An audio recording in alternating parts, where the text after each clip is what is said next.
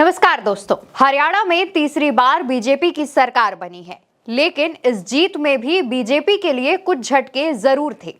दोस्तों, हरियाणा की सरकार में मंत्री रहे 5 नेता चुनाव हार गए हैं, बल्कि 5 ही नहीं 5 से ज्यादा ऐसे नेता हैं जो चुनाव हार गए हैं। इसमें पूर्व विधानसभा अध्यक्ष ज्ञानचंद गुप्ता, कंवरपाल गुर्जर, सुभाष सुधा, जयप्रकाश दलाल के अलावा और भी ऐसे कई मंत्री हैं जिनको बुरी तरीके से हार का सामना करना पड़ा है। पंचकुला विधानसभा सीट पर ज्ञानचंद गुप्ता कांग्रेस उम्मीदवार चंद्रमोहन बिश्नोई से हार गए। ज्ञानचंद गुप्ता मनोहर लाल और नायब सिंह सैनी की सरकार में स्पीकर रहे हैं। चंद्रमोहन बिश्नोई पूर्व मुख्यमंत्री चौधरी भजनलाल के बड़े बेटे हैं। वो राज्य के पूर्व डिप्टी सीएम भी रह चुके हैं। तो वहीं जगाधरी विधानसभा सीट पर भाजपा उम्मीदवार कंवरपाल गुर्जर को कांग्रेस उम्मीदवार चौधरी अकरम खान ने हराया। कंवरपाल गुर्जर मनोहर लाल खट्टर की पहली टर्म की सरकार में स्पीकर थे। दूसरे टर्म में उन्हें कैबिनेट मंत्री बनाया गया था, यानी कि दोनों ही बार की सरकार में उन्हें अहम पद दिए गए थे।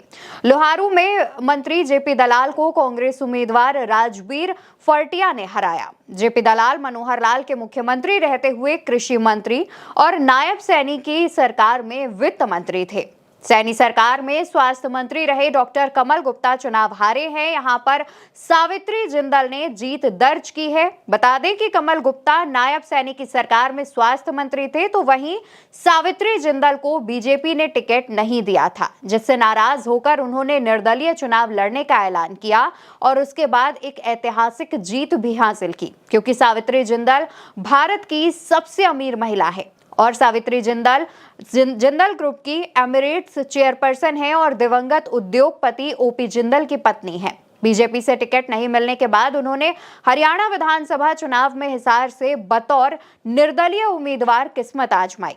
भाजपा को चुनाव से पहले काफी नाराजगी भी इस सीट पर झेलनी पड़ी थी, लेकिन सावित्री अपनी जीत को लेकर काफी ज्यादा आश्वस्त थी। रानिया में इनेलो बसपा के उम्मीदवार अर्जुन चौटाला ने जीत दर्ज की है, तो वहीं रणजीत चौटाला तीसरे नंबर पर रहे हैं। रणजीत चौटाला ने 2019 में निर्दलीय उम्मीदवार के तौर पर जीत दर्ज की थी, तब उन्हें ऊर्जा और जेल मंत्री बनाया गया था। इस चुनाव में वो भाजपा से टिकट मांग रहे थे, लेकिन बीजेपी ने किसी कारण से उन्हें टिकट नहीं दिया, जिसके बाद उन्होंने भी निर्दलीय चुनाव लड़ने का ऐलान किया था। यानी कि वो भी एक समय पर बीजेपी के एक अहम पद पर थे, लेकिन जब उन्हें टिकट नहीं मिला तो उन्होंने निर्दलीय चुनाव लड़ा, लेकिन हार गए। अंबाला सीट की बात करें तो यहां पर भाजपा उम्मीदवार और मंत्री असीम गोयल बुरी तरह से हारे हैं। कांग्रेस उम्मीदवार निर्मल सिंह मोहड़ा ने इस सीट पर जीत दर्ज की है। असीम गोयल नायब सैनी की सरकार में परिवहन राज्य मंत्री थे।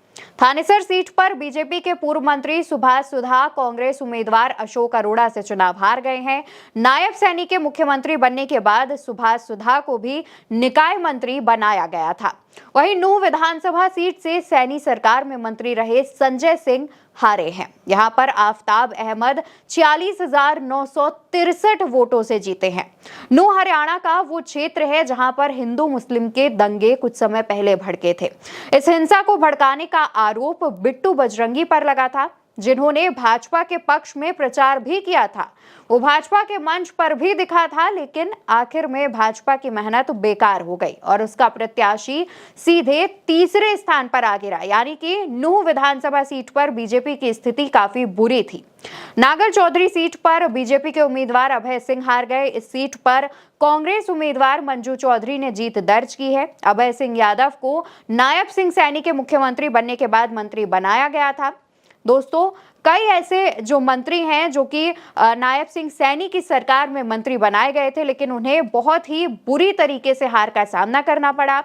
भले ही हरियाणा में बीजेपी जीत गई है, लेकिन कई सीटें ऐसी हैं जिन सीटों ने मुश्किल में उसे डाला है, यानी कि बीजेपी को मुश्किल में डाला है। हालांकि अब कांग्रेस को भी नए सिरे से सोचना होगा, एक नई रणनीति भी बनानी होगी और सबको साथ लेकर चलना होगा, जिससे जो हरियाणा में हुआ है वैसा रिजल्ट या वैसी जो चीजें हैं वो झारखंड और महाराष्ट्र के चुनाव में ना हो।